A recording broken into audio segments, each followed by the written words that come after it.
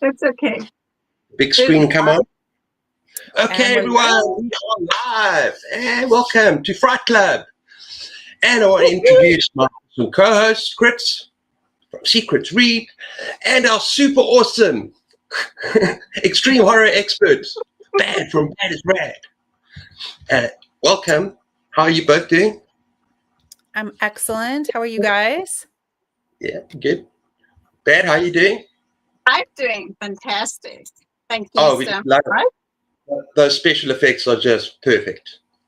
Thank you so much. I do appreciate Thank it. you. Just Thank for you. you, lovelies. That's wonderful. I love that. I'm going to get stuck now. I'm trying to go to the drinking. There we go. There we go. Perfect. So tonight, we're going to do something a little bit different. Normally, we would just talk about the book that was for our book of the month. And this month, it was Toxic Love by Christopher Triana.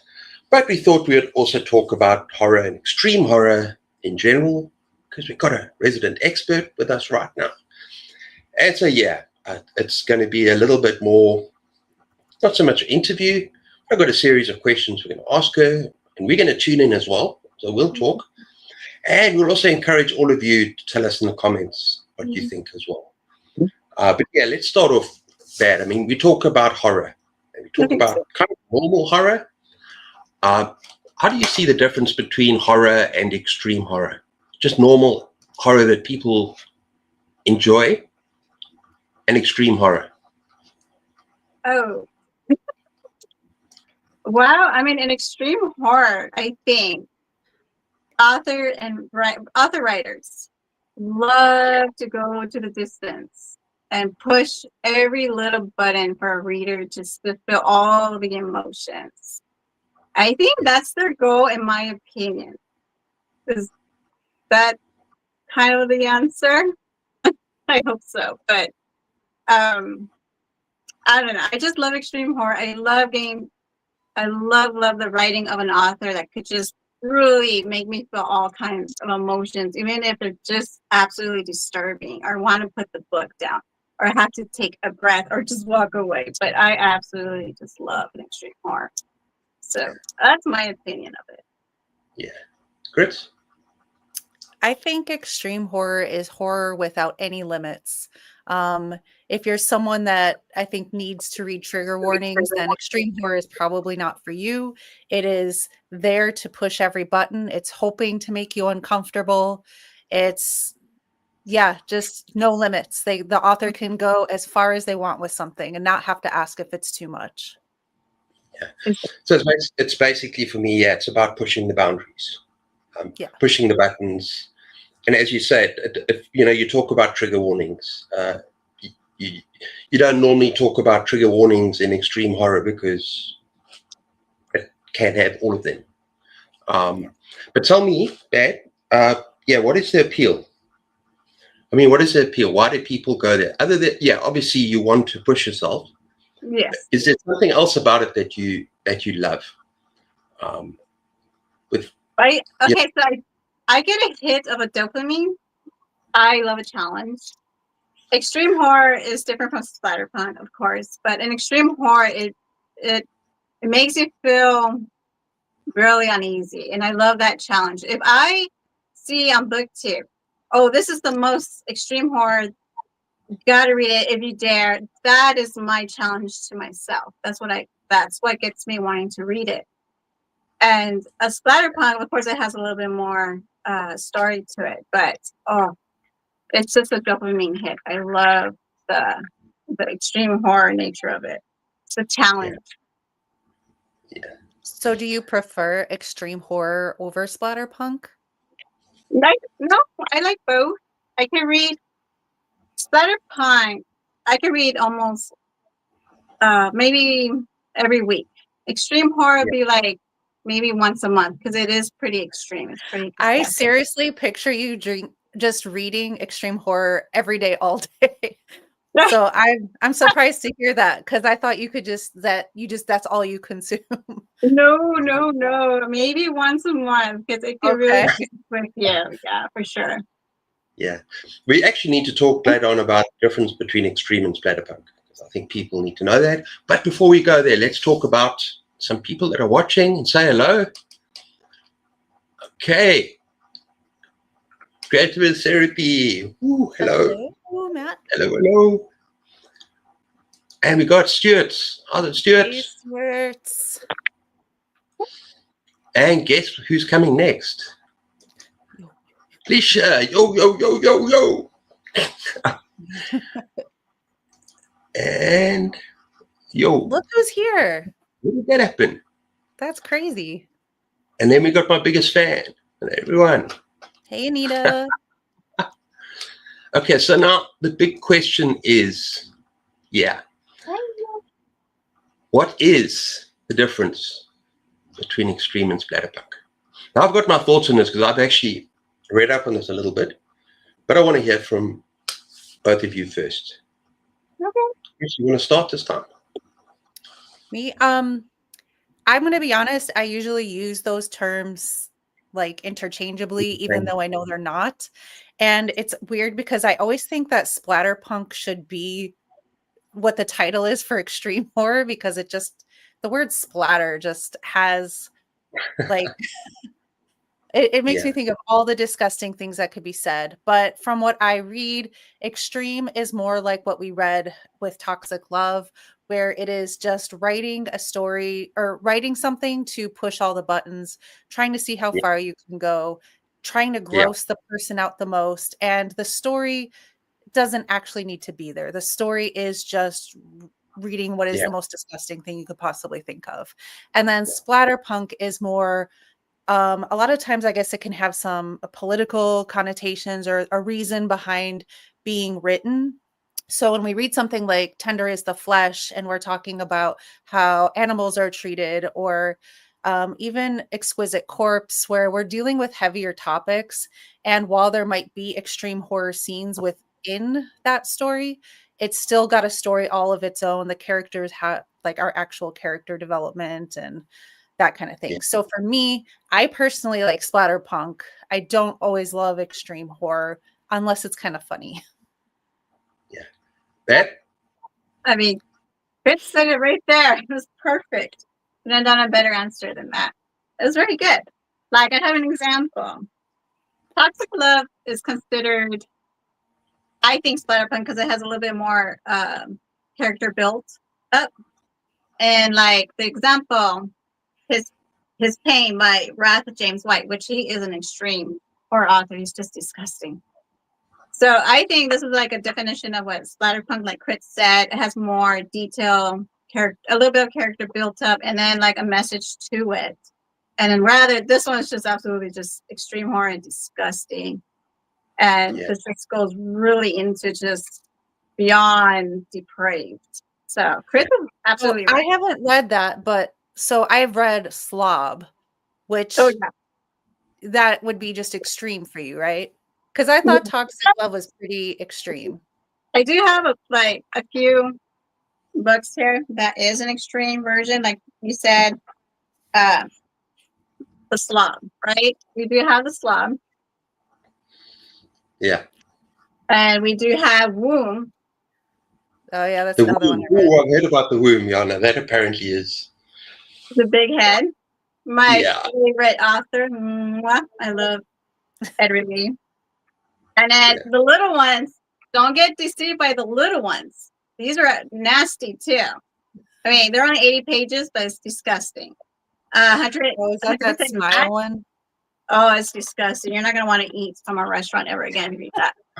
And then, of course, It's Me, Charlie. Another disgusting little book that does pack a punch. Ugh. But those are examples of extreme horror. I don't mean to give that up. Which is kind of why I think he DNF'd this one. Yeah, I read that one too. Yeah. I just want to go into what I see the difference, and I agree with Chris, and I agree with it's actually. But I did a bit of reading, and I actually went to Christopher Triana's website. Okay. And how he saw the thing, and it's almost exactly what you're both saying. Yeah. I think the key word in splatterpunk is punk.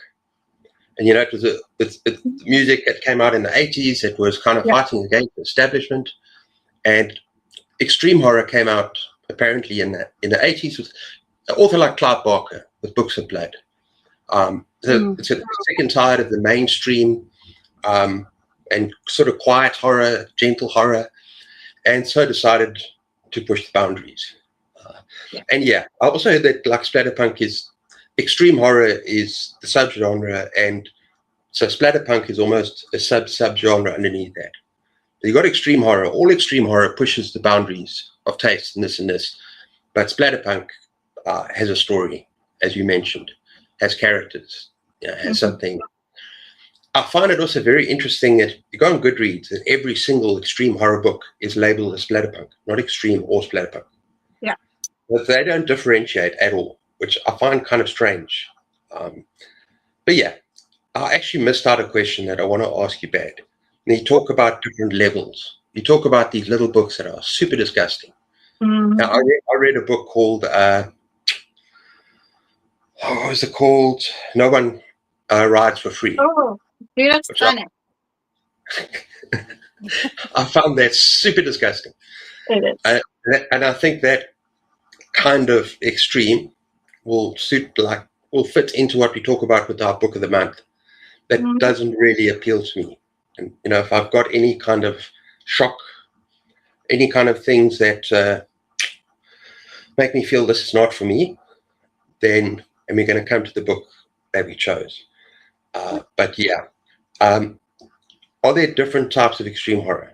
So like with horror, you've got something like Kingfisher. Kingfisher is very gentle. You've got stuff all YA. And then you've got some Stephen King, like Pet Sematary. Can you differentiate between extreme horror, or do you just go in expecting, as Chris says, that there's no boundaries?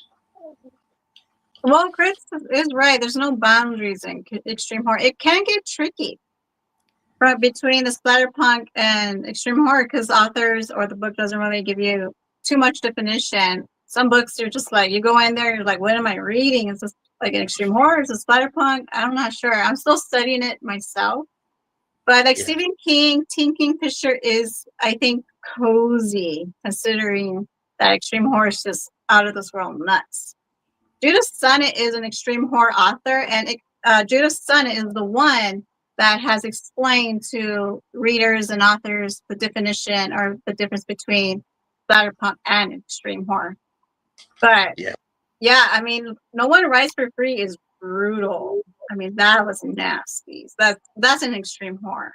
There's no story to it. I mean, other than don't hitchhike a hiker or don't let a person come into your vehicle. But that's just a brutal story. Yeah, I remember that one. Yeah, it was sickening.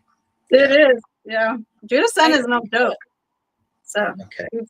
I think part of it too is what's safe for them to sell in stores. So, something like Stephen King or T. Kingfisher, that you could put that in any store, Target, Barnes and Noble, and no one is going to come back and say, how dare you sell this book? This is absolutely disgusting. So it is more commercially available as opposed to all these little indie writers that can write whatever they want. Yeah, I can't get extreme horror in South Africa at any store. Even no matter whether it's Jack Ketchum, Christopher Triana. If I want those books, which I do, I have to have them imported.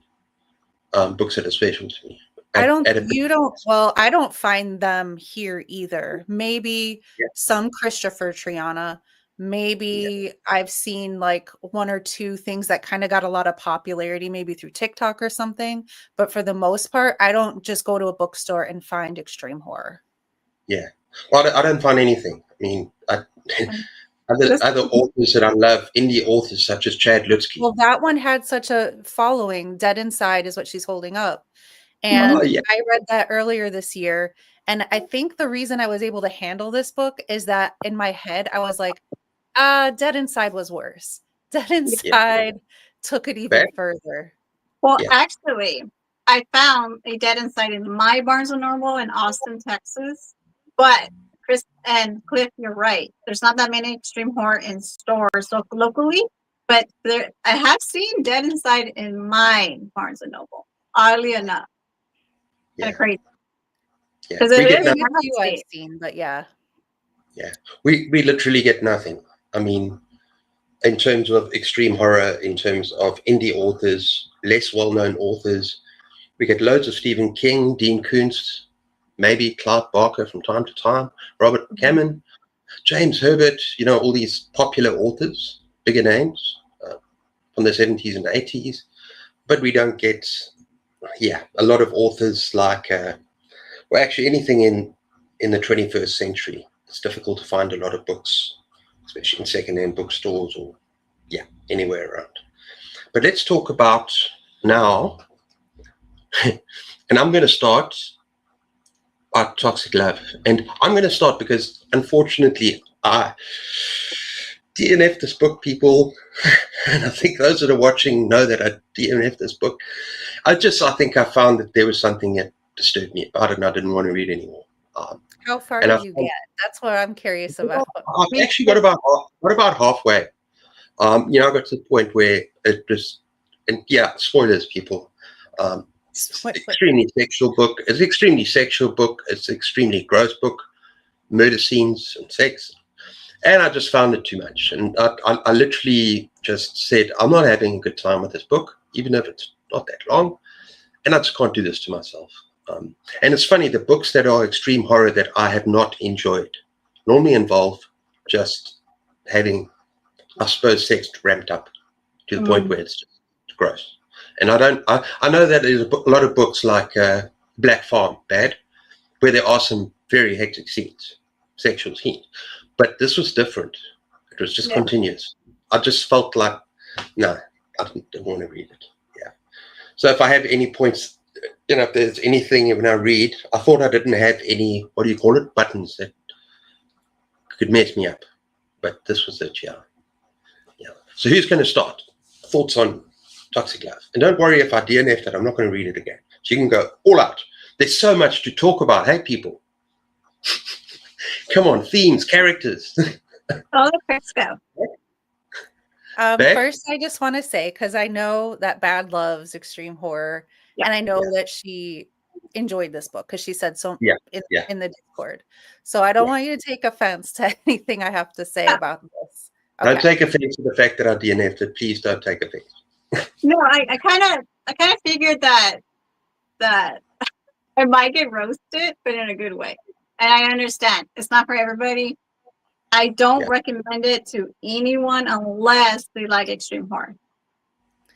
So Cliff and I have both read Christopher Triana before. I've read at least 3 of his books, and this one was way different than the other ones I've read. So the other ones have had some scenes that had extreme horror, but I think that maybe my trigger is everything being just so sexualized. Like, to me, this was a smut book, from beginning to end. And it wasn't just that there was like a couple scenes, it was throughout. And I don't usually read that kind of stuff anyway, like even if it's not extreme horror. So for me, it's not really my thing. I was a little bit bothered, probably more about other things that weren't like the disgusting triggers, because like I said, I read Dead Inside, and most of that was far beyond what was in this book, I thought. So I was able to kind of handle it. I just thought it was weird that the author kept trying to sell us on the fact that our main character was not a bad guy. It was like, oh, well, she wants to do this. She is kind of coercing him to do it in a way, like that he can't help himself. And then it kept talking about his kids. And I'm like, bro, I don't want to hear about your kids after I've read all this stuff that you've done. I just found it really weird. So to me, I thought it was weird that we kept trying to make this guy seem like he wasn't so bad when he was.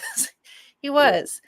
And I also thought it was really weird that like later on the book, I don't know if Cliff got this far, but it kind of turns into like almost like a mob type thing where he's cleaning up for the mob or something to that effect, right?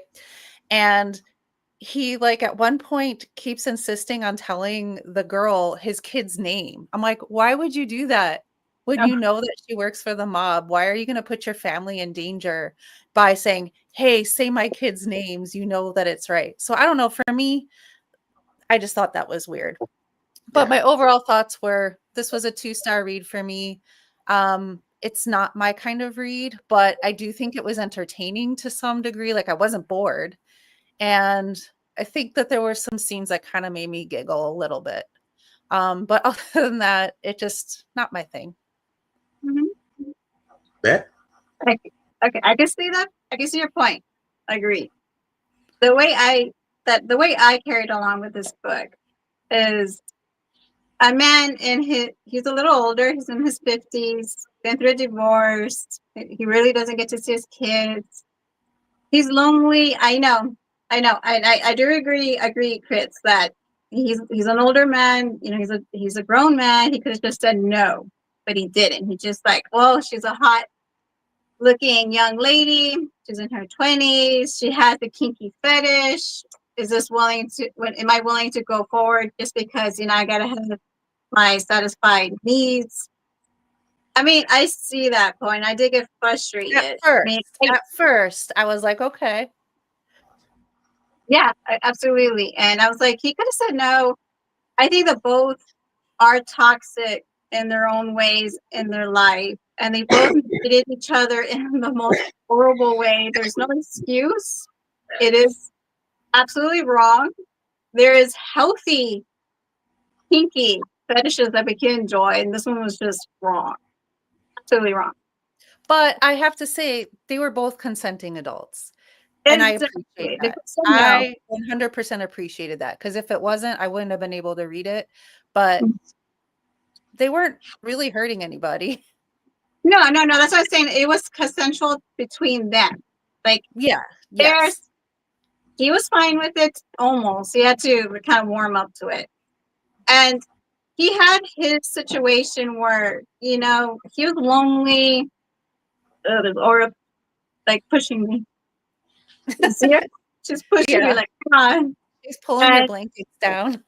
There's temptation. He likes her. And she's very, what are you doing to me? The Aura's being so cute. She's like, pillow fight. And she's beautiful. And, you got to remember, she came from a background, she was abused herself. She probably wouldn't have been this way. She had partners that were just corrupted and explored other kinky fetishes that made her who she is. So she was abused. So, this was just a toxic relationship between these two as a coroners. I mean, like, again, there's healthy kinky fetishes. There's theirs. So, there's no judgment. At least they didn't hurt anyone until towards the end. But it was a freak show. I mean, it was the definition of toxic love. And she delivered it. I Sure. do like that they really did kind of lean into it towards the end about them being toxic with each other in terms of manipulation and even feelings at some point where he tries to, leave and she completely tries to manipulate him emotionally now because the sexually isn't working anymore. And she's got to say, oh, how could you do this to me? How could you leave me? So I wish it leaned a little bit more into that toxic as opposed to just the sexual side. And the other thing I kept thinking the whole time, and maybe this is just from my background, but how are they not getting just infections from sharing blood and other bodily fluids with other people? And the whole time I'm just like, that's in a fresh wound. What are you doing, girl? like how are they just not like sick all the time? No, one of the reasons I DNF'd it is, violent crime areas. They're going in like kind of a rooms where people have been shot and violent crimes and stuff. I couldn't handle that. And I'm going to get quite personal right now. And yeah, it's a trigger for me because my brother, was killed. So It's like that kind of thing will push the wrong buttons, right? You know what I'm saying? So I was reading a bit of this and thinking, what am I reading? I'm just uncomfortable. So people will have triggers for that kind of thing when they read extreme horror. And you'll know when you read it, you might read something and it'll go, no, it's just not for me. And there's reasons why you can finish it, reasons why you DNF. And sometimes it's just healthier to DNF, right? Yes. Yeah. Okay. I want to look at people here. Yonita. Okay. I did not finish the book, but it wasn't my jam. No, Well, Finish the book, sorry. Yeah. Yeah? I was going to say my condolences, though, Cliff, and I do thank you for sharing. No. It's fine. It's fine. It was a car accident. So I do appreciate you. A lot. I think about that stuff a lot. It comes up a lot. Okay. And it's understandable, and I'm just, thank you for sharing that. Okay. Yeah. I like dark, depraved, and really. I didn't usually like extreme horror, which there are a few exceptions. Yeah. Look, Christopher Triana, one of my favorite authors, and that's the funny thing about this book. I DNF'd this book, but every other book that I've read by this author, I've gone to see The Riverman, and there's one that's actually very, very accessible. The Prettiest girl in the grave. The Prettiest Girl in the Grave. Yeah, I love that book. So there's a lot of books that I find that are a lot more accessible. This one really did take it up a notch. It did seem, I thought, like a different author wrote it. It didn't feel like the other books I read, and I meant to, but I forgot. Like, go back and see when he wrote this in comparison to the other books, because it didn't feel like the same author, and maybe it was just him trying something different. But yeah, it was kind of a shock to me, because I know when Cliff and I, we come up with the subgenre and we try to think of several titles each. And one of the ones I was like, oh, I've never read Judith Sonnet. We should read something. And Cliff was like, nah, and now I know why. And so when we both read Christopher Triana, I thought, well, this will be safe. Yeah. There's actually another title of his that is equally depraved and bad. Have you read Full Brutal? No, but I want to, because you raved about it. You will love it. I really want to read it. Is that the cheerleader one? Yeah. Yeah. I heard great things about it. Yeah. Fritz was 2019 copyright. Oh. Oh. So not that. It was probably around the same time as Gone to See the Riverman then. Yeah. But you make a point, because I did reach out to an author, right, on the topic. And he's an extreme horror, and he usually writes some really nasty stuff. And I have read some really nasty stuff from him. And I reached out, and I read another book, and it was really tame. And I asked him, I was curious, like, this one was tame, and then the others weren't so much. And he said, like, well, I'm pulling away from the extreme horror. So, Fritz, you're right. I mean, you never know. Like, it's experimental. I guess they have their reasons. But well, think about it, and not just from like a selling book standpoint. The toll it takes on a reader to read it. Imagine what that takes to write that. Like, you would have to go to some pretty dark places to come up with these ideas, and then spend so much time in that world. We read this book, like, it was a pretty quick read for me, but I mean, I can't imagine how many months or whatever he spends writing it. So it can't be great for your mental health. Stuart says, this is the most disturbing book I've ever read so far. I did like it. I didn't find it hard to read, but not sure what this says about me. Not I sure think what it was interesting the whole time. I will say, from a story point of view, from where we started and where we ended up, I didn't see that coming. So I thought it was going to be the entire time just kind of in the same thing where they're going to clean up, working for the same company. But it did kind of take, it took some twists and turns, and we ended up in different situations. So I was entertained, I guess, by it in like a really twisted way. But yeah, I feel the same as Stuart. Yeah. And she says, right, we had a necrophilia scene, and then right after he goes to meet with his daughters. Oh, yeah. Okay, I'm glad I missed that part. Oh, we had a lot of that towards the end. Yeah. Yeah. Cliff I dipped at mean, a good time. honestly, Cliff, Dead Inside vibes with Toxic Love. They're like the evil twins Yeah. together. Yeah. I'm And not. Yeah. I'm not ashamed to say bad. I'm not ashamed to say I know my limits now. Do not read Dead Inside, Cliff. guess what I I'm will- doing this month? I'm reading this for the 4th time on audio this month. I don't know that I could listen to it. All I Well, remember that's what I is do. that It's babies because I are want to involved. listen to it. No, that's why I want to do it, because I want to listen to it. I want to challenge myself to listen to it. Yeah, I know. It's crazy. I don't know why I like it. It's just, I can't explain, but I But do. in that book, they never try to pretend that he's a good guy. Like, No, he's he not. keeps He's saying, terrified. he Yeah. says, I'm not a good guy. Like, so, but that was one that I think was a challenge to me, is that everyone kept talking about it. And then I'm like, well, I got to see what it's about now. I have to And, know what's going on. and it sucks because he's dead inside. Like, yeah, fall in love with me. I'm toxic. I am who I am. It's your problem for loving me. And that towards the end is like, I'll never change who I am. It is what it is, you know. Like, At least oh, he was honest with himself. Yeah. it was hot. That was so So, sexy. Brad, what book got you into extreme? What's the first extreme horror book you read? And That's a what good got you? one. That's a good one. So, okay. At first, I didn't know what extreme horror was until I joined BookTip, and I got into extreme horror.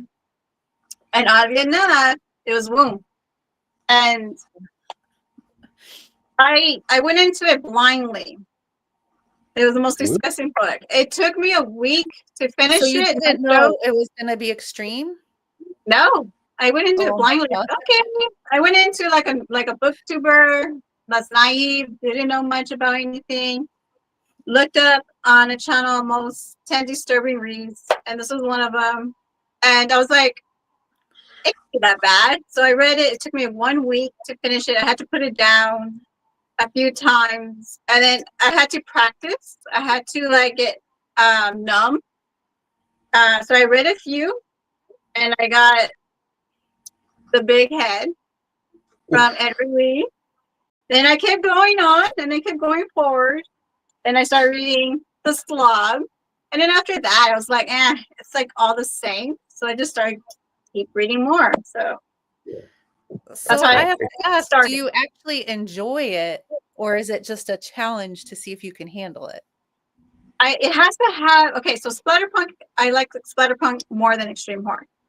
I have to have a really good story and message behind the Splatterpunk. Extreme horror is just like more of a challenge. Like if you tell me, oh, back, this is like the most disgusting book ever, you gotta read it. I'm going to pick it up and read it just because I like to challenge myself. Like if this person says this is the most extreme horror disgusting book, I'm going to read it just because I want to just own that. But it's just more of a, what is an ego? What is it? Challenge to Yeah, my more of a ego. challenge. That makes sense. And I feel a little bit better knowing that you're not like reading it just being like, oh, this makes me so happy. Oh no. That's why I'm saying I can't read it all the time. Yeah. I read other things. I could read King T. Fisher, which was that King T. Fisher? Yeah, what did we read? I What read do we Twisted Ones. I enjoyed it. That's Light and Yeah. Fluffy. I read Stephen King. I read other things. I can't read this every day. No. Yeah. Then we got a problem. I But will no, say that maybe the reason part of it exists is because I think most of us as horror readers, we read books because we enjoy them, but most of us say, like, I don't really get scared from reading horror books.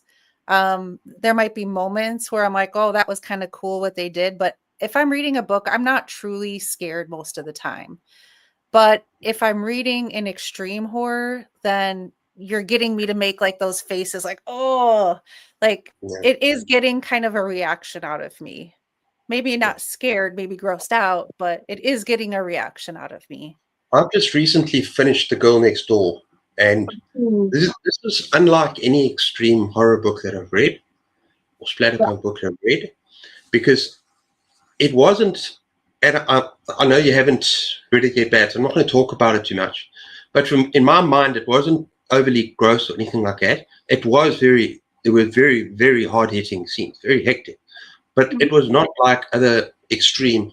What happened for me is that it was far more emotional. It was far more devastating on a different level. There wasn't as much. There was some stuff that happened. Yes, we spoke about it privately, but for me, it was just emotionally devastating. I almost think it was just a very, very dark book that, yeah, tends toward the extreme, but I was devastated after I finished up. I was like almost in tears at the one stage. It was just too much. But it wasn't in the sense of something like Toxic Love or even that Cannibal book by the same author, Off Season. That was far more brutal. You know what I'm saying? Mm-hmm. And yet, because we spoke about it like based on a true story, it had an emotional resonance for me that was just. And so sometimes I think what I'm trying to say is that sometimes some books that may be categorized as extreme or are just very, very dark. And where they maybe straddle the line between normal horror and extreme horror. It's almost like they need their own category because they affect you on a different level.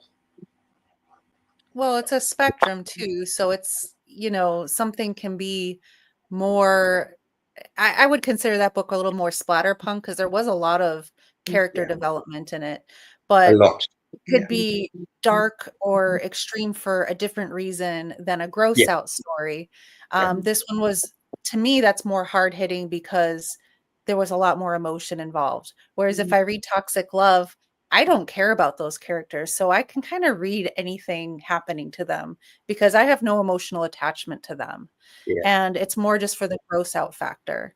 But Yeah. yeah, I think that The Girl Next Door is one of the hardest books to read emotionally. I had to put it down quite a few times. I had another book going on at the same time. Carl and Donut. Yeah, that's a good palate cleanser. I'd put it down because I wasn't handling it. And I thought, okay, now let me pick up this Dungeon Crawler Carl because I needed a bit of a break from it. Yeah, for sure. And it was tough. Yeah. You're right. You're absolutely right. Like with me, the only thing with me, since I have read so much splatterpunk and extreme horror, it doesn't faze me anymore. Like that's the only problem. You're always, like, for me as a reader, in my opinion, I'm always searching for something like a notch higher, and I don't know if that's a problem or if that's even a good thing because I don't know. I can't really answer that, but you're always seeking as a reader, like for me, something more in extreme or more disturbing. Does that make sense? So, when you read something out, which I like, is you start to get that. What is that? You cleanse your palate. Yeah. Palate cleanse. Yeah, and then you read something else like a month later, you're like, oh, and then it packs a punch again, and it's just like you get that dopamine, or then you get that uneasiness again. It's just like, good, but that's just me. Yeah, I think you will love The Girl Next Door. I think it hits you on different levels to what you used to. Your typical extreme horror. It hits you on a completely different emotional level. Had me in tears. Had me really. It's traumatic in some ways. Some of the scenes. I think you'll love it, Dad. I think you'll enjoy it. I think it's great that it does that because it does happen. It's based on true events. I have read it. I've read okay. Door, and I have read Off Season. Yes. Jack Ketchum is an extreme horror and splatterpunk. He's an excellent writer. And I really am glad that he wrote that story about Girls Next Door because he really does give the reader a realization of what it really does happen in this world. And that's really disturbing. That whole time I read that book, I was just like, this would never happen. This would never go this far. Somebody would stop it. And then that didn't happen. And you're like, no, this really did happen. And I think that's what's so chilling about it is that you want to fictionalize it in your mind, but that it happened, and it's rough. Yeah, I'm going to be having a live chat with. Our buddy read it with a friend, and actually, it was quite good to do that because it's kind of easier to share your thoughts as you're reading with someone else. So it was kind of a good thing to do. But yeah, I'm definitely going to be having a live chat with that.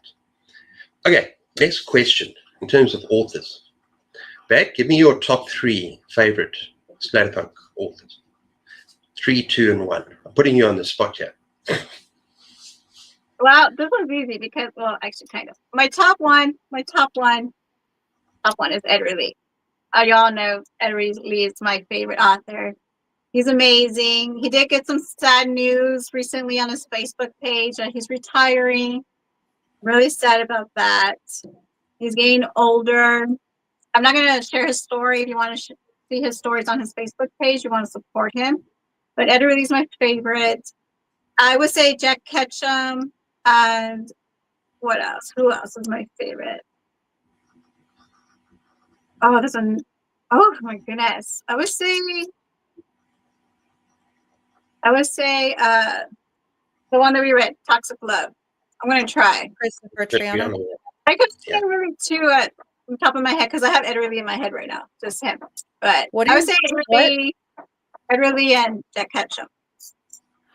I haven't read Edward Lee. What would be the book that you think would be the best to start with of This Tank?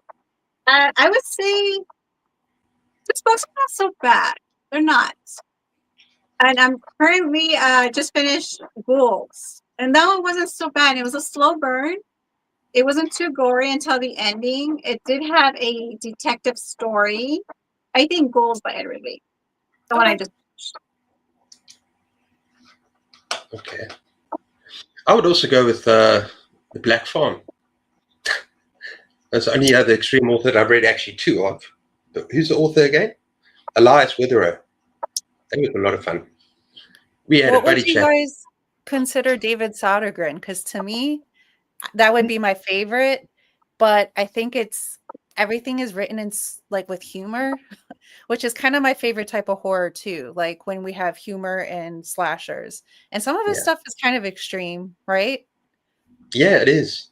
I actually was thinking of, I get categories on my Goodreads, and I was thinking of adding him to extreme. He's very much borderline. A lot of his books I think he like rides the line, like just the movie gory. Yeah. There's definitely comedy as well. But I don't know why I didn't say Black Farm. How could I? You guys, that book scares me just by the title. Like I haven't read that because even the title, I'm like, the animals? Is there animals? There is.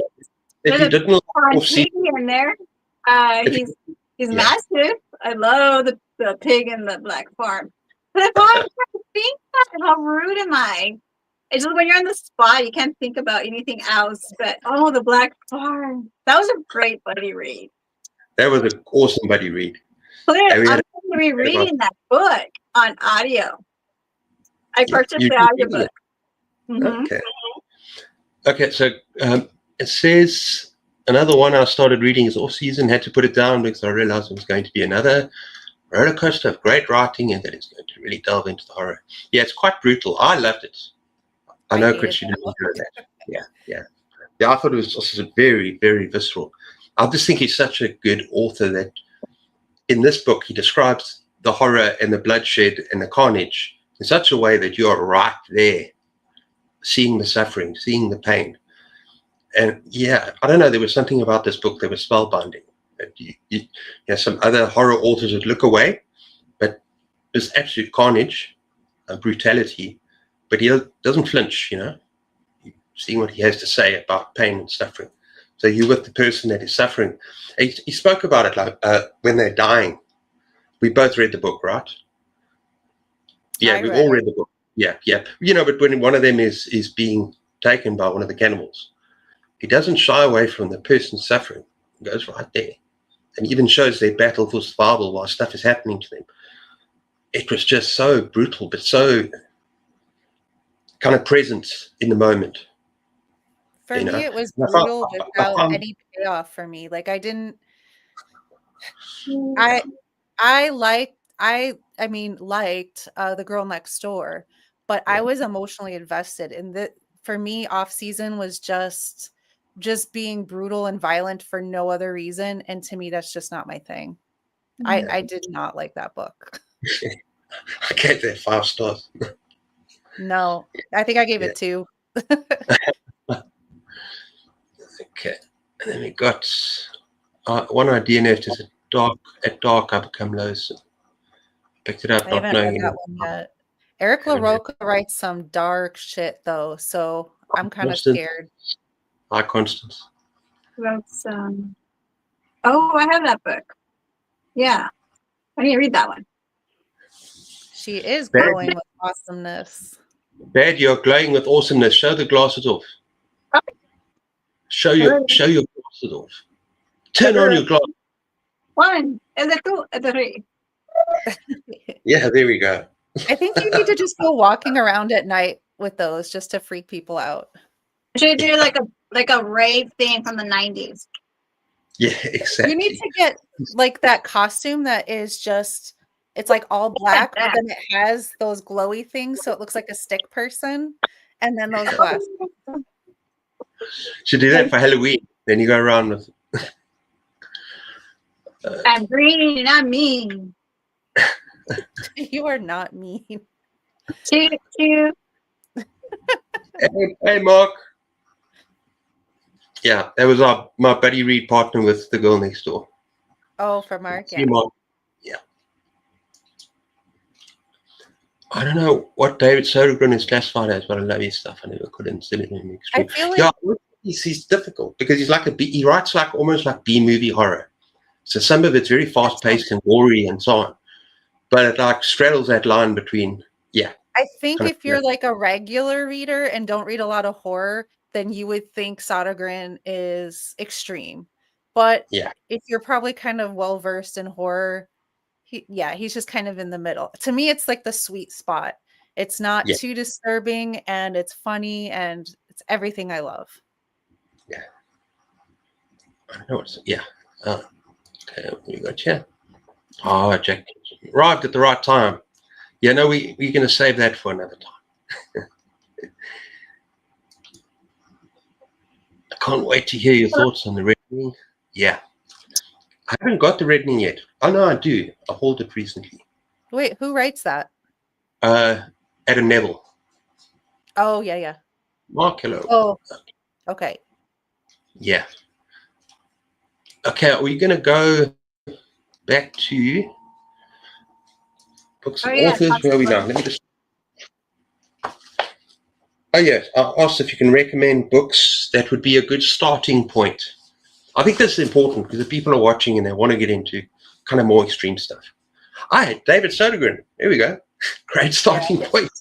Kind of like a little stepping stone into extreme horror. But Bad, can you think of any other author that you'd recommend?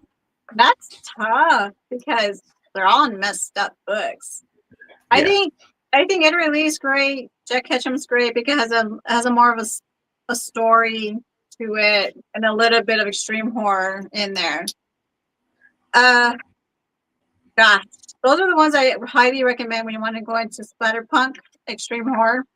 But if you want to go into like extreme horror, you want to challenge yourself. Chandler Morrison, Womb, that's nasty. Son of the Slob. I mean, the Slob.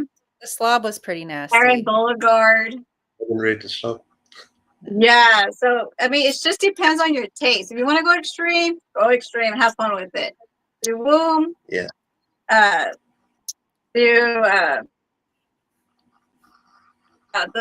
Slob. Dead Inside is perfect. It's Me Party. Those are Splatterpunk. Best author are Jack Ketchum. Also, The Black Farm. Where does The Black Farm fall on this like scale? That's pretty. It's so good. It's so imaginative and beautiful. It's like the beautiful darkness world. I can't wait. If you want to buddy read, Crits, let me know. I'll try it. I will try Black Farm, but I got scared that it says farm, and I'm like, what's going to happen to these animals? Because I could read about people better than it. But was there any torture of animals? I don't think so. Was there? I just know the big, massive piggy. No, there's But just there's pig creatures and that big pig. Yeah, I yeah, don't remember anything else. But Chris, it's yeah, very graphic, eh? Very, very, very, very, very graphic. But also, it's yeah, the world building. As Dad says, the world building is the world's beautiful. It's very it's dark and imaginative. beautiful. In a And that's horror what I love. style way, though. If you want to know what hell looks like and feels like, the Black Farm is perfect. The only thing is there is mental health issues in the beginning of the book that could be a Yeah, trigger. yeah. I You got can to check. handle that more than animal stuff. No, no. It's Animals. more, it's more like the animals eating you. Oh, It's okay, I can do that. and it's a farm for it's a farm for people. So let's just say that you're I not going to come gotcha. in the way of animals. Yeah. But I You could actually do wanted a to buddy read. Cliff, would you reread The Black Farm? me. Yes. I wouldn't mind rereading it again sometime. Isn't there Maybe a us part three two? should do it sometime and come back and talk about it. But have a three buddy Yeah, read. that'd be great. And then we could talk about it. Yeah. And then Chris will hate us. So they, and then she What? will. I won't. No, I'm just kidding. Bad. The next question is for you exclusively because Okay. you actually asked for this question, and it's pretty awesome. So Yeah. is there any author you would love to interview, and what questions I want you to give 3 questions that you would ask in your interview? Mine would be, of course, Edward Lee. But unfortunately, he's retired. But if I had the money and I was able to go and visit him and just sit down with him and talk about all the extreme horror and splatterpunk books with him, I would love that. If I had the money and I was able to talk to him and just sit down and just get into his mind, ask questions. How did it start? Which I think H.P. Lovecraft is his favorite author that inspired him. So don't take my word for word. And I would just love to sit down and just like, where do you get your ideas? What age did it all start? And what book were you so excited that you just wanted to get it released as soon as possible? Just questions like that. As your retirement, can you look back and say, like, what would you say to your readers? What would be your tribute letter to your readers and yourself as being a brilliant writer, as a extreme horror splatterpunk author? What would those words be? What would inspire writers and readers to continue to support the subgenre and the horror? Those would be my inspirational questions. I would love to sit down with Edward Lee and just enjoy an hour or so with him. Where Just, is he from? I don't know. Like, I Oh. don't know. What if I wish he's in I knew. Texas? Oh, maybe he's watching tonight. So Edward Lee, is he watching tonight? Me? You never No, know. Edward Lee.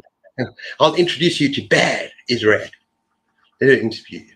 I'll tell him, look, I'm not Annie Wilkes from Misery, his number one fan. I'll be really like chilled and really sweet. You are very sweet. You are very, very sweet. Thanks. Yeah, you are too. Yeah. Okay, let's see what we got here. Sorry, I'm too busy looking at the screen, yeah? Read some James Herbert recently. He was surprised at how nasty some of the stuff was for the time. Not getaway drug for the into the heavier stuff, yeah. Like the rats and that kind of thing. Apparently, fog is also very, very hectic. Okay. I do Black Farm on my Kindle. Yeah, we should maybe make it sometime next year, January, February. Should have another extreme read along. Great start to the new year. Yeah. Black Farm. I'm down. Yeah. What do you have? Oh, she's just That saying makes she me had. happy, Chris. That makes me happy. I think you're Yeah. gonna like it. I really do. And you'll have us to support you. You'll have us to make you laugh. And it'll be a bunch of fun. It'll be a lot of fun. It's not like I don't like any extreme horror. The ones that I don't like, I really don't like. And then there are other Already. ones like Exquisite Corpse that I gave 5 stars because the Oh, writing is so amazing. yeah. Even though there's some pretty horrible things going on. So it's just like it's a love-hate thing for me. Like I'll either love the book or I will hate it. And it just Yeah. seems yeah. It's like that for any book. I mean, Yeah. and you shouldn't feel any pressure if you don't like the book. You just put it down. No, Huh? I totally value my friends' opinions. What actually I love differences of opinions because it brings up topics. So no judgment. I love Yeah. it. You don't like Yeah. it, you don't like it. You like it, you like it. So Yeah, absolutely. So, do we have any final thoughts? I'm Team Pig already. Yeah, I'll go Team Pig as well. Did you have any quotes from this book that you really liked bad? on Toxic Love, Yeah. Oh, that's a good point. Yeah. there's this one that says she's like I should go like this. there's this one sweet thing that I know this couple, Toxic Love, they had their issues, but deep down I think they did care for each other, sort of. And there's this one thing that he said, she whispers in his ear, and I think that's really sweet. I really think he liked her despite how, that she was toxic and she had a horrible fetish. But he tried. He really did. He really tried to impress her. He really tried to be uh, in her life. He fought for her, and he felt alive. He felt loved in a way. And it's just tragically, he died. He had to kill her, and that was toxic. But she died doing what she loved the most, and Chris probably understand why. And they had this final moment. Like, why did I have to kill you, girl? You were so good. You're hot. I can't You're believe you're making this cute, sound but sweet. I had to kill you. You're a toxic B word, It's like, dang, just like, it was so good. I can't believe you're making that ending scene sound sweet. Well, maybe I'm toxic. Who knows? Like, I'm sweet, but I do have my little devilish wicked mind. So. Well, maybe now that I know what happened, I should just actually read the book anyway. No, you still don't know what happened. We cannot say what happened. Yeah. Okay, Matt says here, bringing up a read I was indifferent on, Southern Book Club's Guide to Slaying Vampires. To me, there was a scene of extreme horror that came out of nowhere, ruined the book almost. Yeah, there was. I don't know the scene you're talking about. I think it's with rats. With the daughter. Oh, With no, the rat scene was excellent. The rat one, yeah. I thought it was great. The rat scene was excellent, but the rest of that book. Yeah. You compare that to off-season, it's chalk and cheese. Man. I think he's talking about an essay scene with the daughter. Oh, okay. The way she died was insane. Yeah. Blunt shift in tone, the characters, the lack of vampires, book was just meh. Yeah, I agree with you. It's my probably least favorite Grady Hendrix book. Well, it's the only one I read so far now. I gave it 2.5, 3 stars. I was like, am I going to read another one? I don't know if I'm going to read them again. I went in, like everyone was talking about how great this book is. It's on so many lists. So I was expecting it to be the biggest and the best. And then I was just, aside from the rat scene, because I do think the rat scene was excellent. And there was another scene in the attic, I think with spiders, that freaked me out a little bit. But other than that, nah. Yeah, I was saying, where's the horror where's the vampires? Plural. What the hell's happening? It's just like a soap opera. I would give Grady Hendrix another chance. I do like some of his other books. But it is usually a mix of like, Where do you suggest I start? I personally loved, what was it called with Pupkin? How to Sell a Haunted House. Okay. I think I think I'm an outlier in that a lot of people didn't like it, but I loved it because it had like a talking puppet. That one made me sad. I That loved the one made me talking sad puppet. because you see. I mean, I can't do any spoilers on that one, but that one got me really sad. Well, there's a lot of familial stuff in there with brothers and sisters, and That was life right there. That was you like, dang. yeah, Yeah. you start off like thinking you feel one way about some characters, and then you kind of get more of the story, and you realize that there's two sides to every story. But I mean, Pumpkin is a talking puppet, so I almost cried at the end of that one. Maybe yeah. my mind's twisted. Why am I crying over little puppets and cozy horror? And then I can handle like some nasty stuff. But that one almost made me cry. That Because little emotional puppet stuff made is me harder cry. than emotional stuff is harder. I Mhm. think Witchcraft for Wayward Girls was pretty good too. Even though I enjoyed the book, I'm not sure what books you're talking about here. I did realize I didn't think I would read too many books like this. I think he's talking Oh, about the book for the book club. maybe Toxic Love? You're Yeah. talking about, okay, yeah. Well, I haven't read it, so you did better than me, Stuart. Might not be healthy to regularly read this type of book. Yeah, it's what you can handle. You read what you want to read. Mhm. Exactly. No, for sure, and yeah. I think that my brain like forgot that this scene happened, but people keep bringing it up, and then I'm like, "Oh yeah, that did happen," because I think in my Oh mind, yes, I try to just block it out. he's up This in the is room with. another He's up in the room with her. Now I yeah, remember. Yeah, yeah. and I Okay. think the mom reacts very oddly. I can't remember. It was not a highlight. Yeah.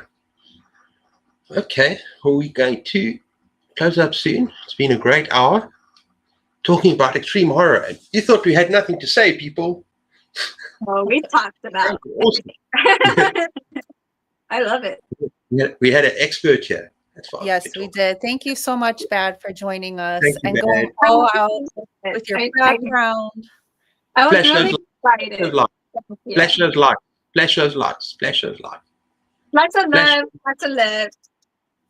And it's a pleasure to be here. I'm really excited that you guys invited me here. It was really Yeah, sweet. So thank you. it's an absolute pleasure. Yes, you'll have to come back. Thank you for being on live with us. Of Yeah. course. Anytime. Maybe I'll do something wild next time. You never know. You never know. I need to get some horns of my own, I think. Heck yeah. Hey, Some horn. Art Marrier. Yeah. You know, I would love to have a sidekick. Oh, I like it, Matt. I'm giving Hendrix one more chance. Otherwise, I'll stick with Jimi Hendrix. Hendrix, yeah. Hey, Greg. How you doing? Good to see you. Yeah, I'm afraid you more, not just late, but you're going to have to watch it from the beginning again because we're just about heading off. It's good to see you here. He read the book too. Fright Club forever. Yeah. Oh yeah, we are reading Hex this month for Fright Club. Yes. If anybody has missed that, and I can't say the author's name, so I have a whole month to try to learn how to say Thomas Old. Hugel, isn't it just Hugel? Hugel? It sounds like Whoville. Thomas Whoville. Fright Club forever. Thanks for the live stream. Very interesting. Yeah. Pleasure, Stuart. Thanks for hanging out with us. Yeah, thanks for reading that with us, Stuart. I don't think many hung in there. Yeah, it was a tough one. It was a tough one.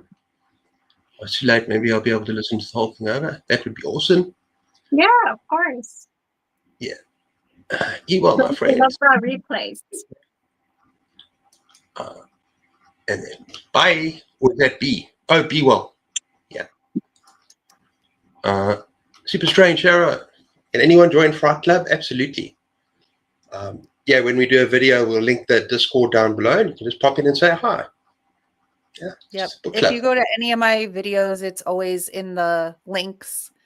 Probably Cliff's too. It's just a Discord and you can decide which months you want to read the book and which ones you don't have to read them all. But then we meet every month and talk about it. Yep. It's amazing. I love Fright Club. Book club. I We do. got a stamp of approval from Bad. Woohoo! Actually, I had a question for you two guys. Who came up with the Fright Club name? It was a collaborative effort, I think. Yeah. I think we did it We together. went back and forth with ideas for a long time, and yeah, I'm not sure who originally said it, but we just came up. We agreed on it. We came with like 30 ideas each, and then we chose the best, and then we just kind of narrowed it down. Yeah, it's perfect. It fits. I love it. It took me forever to not want to say Fight Club. I know. Oh, what happens in here in Fight Club stays in Fight Club. That's That's a dangerous club. That's fun. Yeah, I still sometimes say in my videos Fight Club just by mistake, but I think people know what I mean by now. Yeah. Okay, guys, it was awesome. We're going to chat a little bit afterwards, but we're going to say goodbye to everyone. All right. Sounds great. Hope we see you in our Discord. Thank you guys so much. Thanks everyone for joining us. Thanks, everyone. So we're going to say goodbye in, and this is an awkward one. You press end stream, and then it just like hangs out for a bit. All right, so I'm going to press end stream now. Okay. Not yet.